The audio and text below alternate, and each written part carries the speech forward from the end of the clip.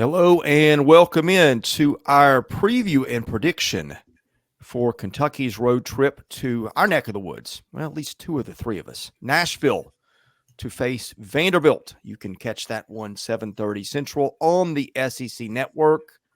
I'll go to Max Barr for what we think the line will be in just a minute. We're doing this Monday morning, so the line's not out as we speak.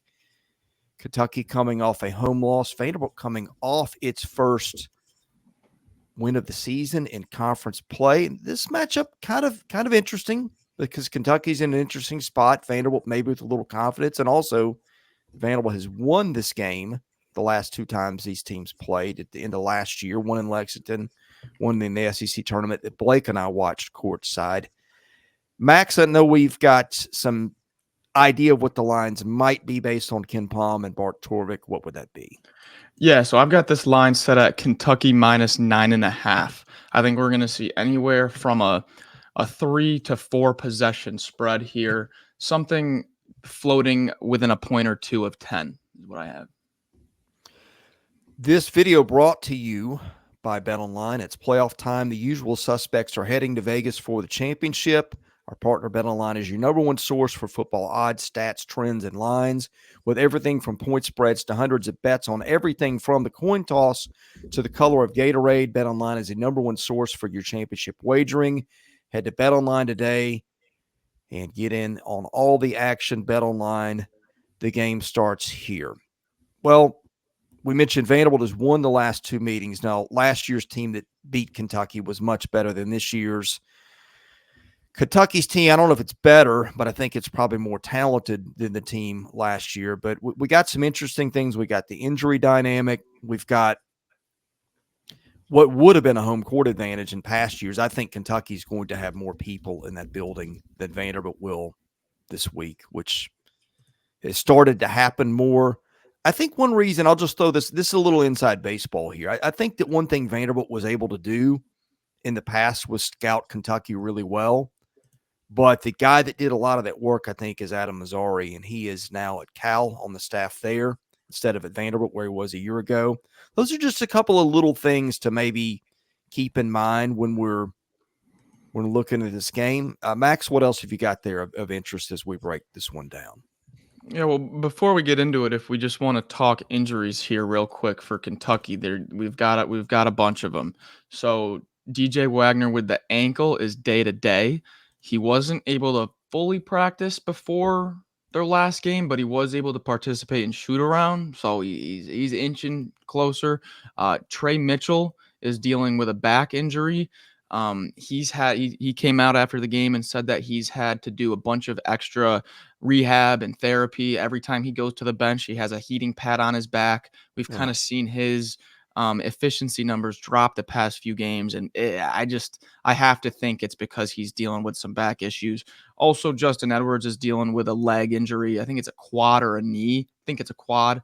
But we've seen him get some minutes in the past few games, but not 100%. And then Adu Thiero is working his way back in off of his back injury. So nothing certain. I don't know. I don't have a certain they're playing or they're not playing. I expect obviously Thiero is going to play, and I expect Edwards to play. But as for Mitchell and Wagner, I'm calling them day to day. That's all I've been seeing. But nonetheless, dealing with a few injuries there in Kentucky.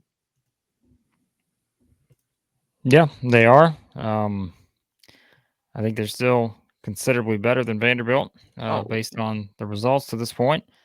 However, the recent history suggests that this will at least be more interesting than you think. And like Chris said earlier, I know that Vanderbilt won back-to-back games against Kentucky for the first time since, I don't know, 2007, I think.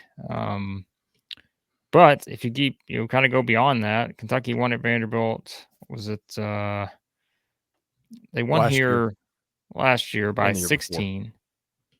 Well, yeah, I'm just getting to the point spreads. Like they won by 16 last year, but if you go into that before, like they won by 6, they won by 7, they won by 4, they won by 3. So like these games have been closer, even if at times over the past several years, Vanderbilt's been a team that's been trying to climb the standings.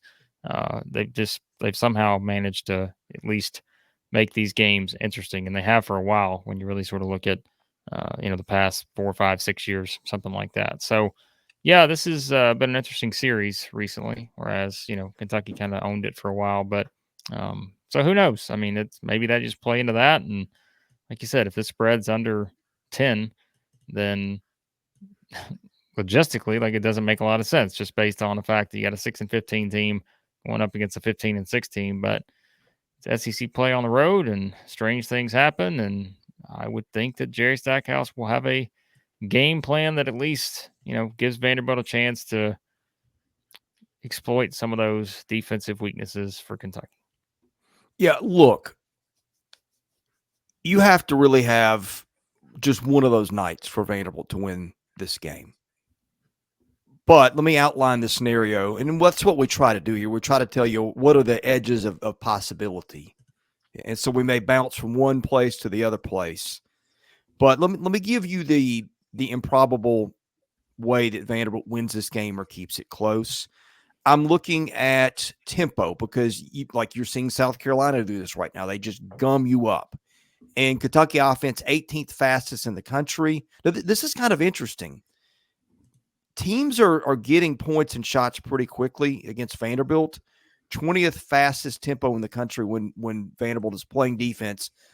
Kentucky has got the 18th fastest tempo on offense. The possession when Kentucky's got the ball is going to last around 16 seconds from the numbers we're looking at. It's the other end where Vanderbilt just grinds you out. It's the 326th fastest tempo, almost 19 seconds per possession.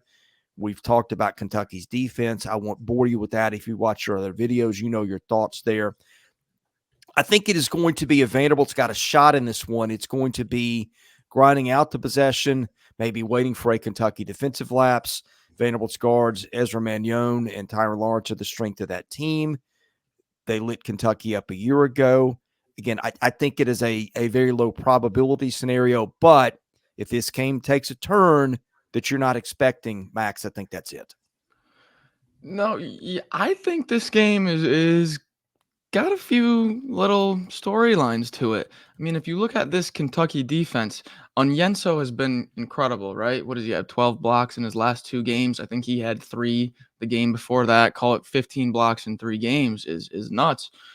But the one thing that has been constant, and I said it after the first few Kentucky games, and I haven't really mentioned it the past few, but now it's getting brought up again, is they do not defend the guards well. The opposing guards, just look at the numbers opposing guards are putting up. Ziegler with 26 and 13 assists. The game before that, Pullen and Clayton, both 20 plus. The Arkansas game was ugly, but the game before that, South Carolina, Cooper 20, Michi 14, Wright 14. Like, the guards score on Kentucky. They just do. And if there's one way Vanderbilt can score, it's with Mannion and Lawrence.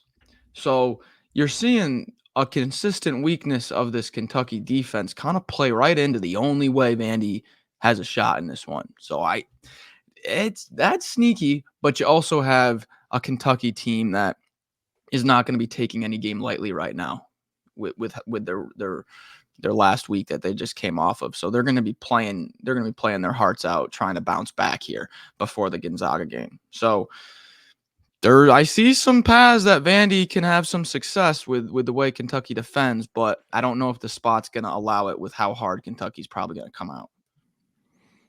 Yeah, maybe. I mean, I think it's just, so South Carolina just blew Kentucky out. Yeah. Kentucky came back and won at Arkansas, but they didn't play great. And then as we said, they've given up a lot of points the last 2 games, 197 points in back-to-back games here. So it's I think you're playing a Kentucky team that you think will respond, but the more we look at this team in recent weeks, I don't know exactly how they're going to respond. Because they've been kind of a mystery there. We know they're going to score, and I think that's where I just look at this game and I'm like, can Vanderbilt score at that same rate? Even with guards that have kind of taken advantage of this, beyond the 2 guys, right? I know they've got Bilan Lubin. I know they've got, Rivera Torres, who's had some good games, but Beyond that, you don't know what you're getting with Vanderbilt. And I think that's, if this is a game, like if I had to bet on this game, I wouldn't, because I would want no part of banking on where Kentucky is at mentally right now, just from the standpoint of losing back-to-back games, haven't played well in a couple weeks. Vanderbilt's coming off their first win of the season, have some confidence. But can you really bank on, outside of a couple guys, being confident that they're going to be able to put up enough points to even take advantage of Kentucky's defense? So I don't know. This is one that I would just stay far away from. Yeah, this has been a weird series as we wrap up, and I'll give you my pick here shortly. Adding to the weirdness, Brad Calipari is an analyst on Jerry Stackhouse's staff at Vanderbilt. So you got Cal's on both ends of the floor there. If I just did my research correctly, Kentucky has won every game in that building since February of 2016. It's weird. Vanderbilt's won a couple games, played Kentucky close. It seems to happen more when it's either in Lexington or at a neutral venue like the SEC tournament. So those are two little quirks of this recent rivalry. But guys, let's say Wagner's out. Let's say Mitchell's out just for the sake of what I'm about to do here. I still think if we're doing this and we're lining up playground style, and I can coach one team and Max and Blake coaches the other team, and we're just picking players, you're probably going to take 4 or 5 Kentucky guys off the board before you get to a Vanderbilt guy to pick, which will probably be Ezra Mannion. And he's a really good point guard. My point is, even if you take Mitchell and Wagner out of it, Vanderbilt doesn't have much of a bench. Kentucky's going to have the edge in starters. I mean, again, it would take something crazy to happen, and you do occasionally see it when these two teams play. But when in doubt, go with talent, and there's just not a lot of doubt there in my mind. Max, your turn. Yeah, so I was in my analysis. I really tried to find ways for Vanderbilt to have a path, and I think it's just that one path. That's what I think the thing is you gotta have a night out of Mannion and Lawrence, and I mean a night out of both of them, because this is a Vanderbilt team that has only surpassed 70 points one time in SEC play, just one time. I'm pretty sure Kentucky has only not reached 70 points one time in that South Carolina game. So I struggle. I like what Blake said. I struggle to see Vanderbilt keeping up with Kentucky with how much they're going to score. I do like the spot for Vandy. I like how the guards can score, but I think Kentucky's going to be too overwhelming, too much. I think Onyenso around the rim is also going to alter a few shots, block a few shots. That might play a role. Give me Kentucky, even though they're a little bit banged up. I'll take them here. Yeah, I mean, it's like if Vanderbilt was a better defensive team overall, I'd say, all right, even if you think their offense is unpredictable in terms of what you're going to get beyond those two guys, they still got a chance here, because it's like defensively they could make up for it. But I guess I'm like, what am I missing? Like, defensively, I just don't see how they're going to make up for it, because Kentucky's still going to score points. And they may give up a lot here. They may give up, Vanderbilt's most impressive offensive output of the season. But my guess is Kentucky's still probably going to score more. And so, yeah, I'll pick Kentucky, but I would not be surprised, based on the recent history stuff that I noted a few minutes ago, if this thing's closer than people think. Just, especially if there's injury situations for Kentucky. You got a team that's coming off back-to-back losing streaks. This doesn't feel like a game that's as big, just based on where Vanderbilt's at in the standings. So I could see a letdown again from Kentucky, or not what Kentucky fans want to hear, but I think the talent-wise and overall, it's like, how do I pick against Kentucky in the spot? But we'll see. We predict every SEC on SEC game during the basketball season. Also, Kentucky fans, we will pick the Kentucky-Gonzaga game that's coming up too. So there's that to look for. We recap them all. We recap the Saturday games, the Tuesday, the Wednesday games. Best way to get that, hit that subscribe button, hit that like button. That helps our analytics. For Blake Lovell and Max Barr, I'm Chris Lee. This is Southeastern 14, presented by Bet Online.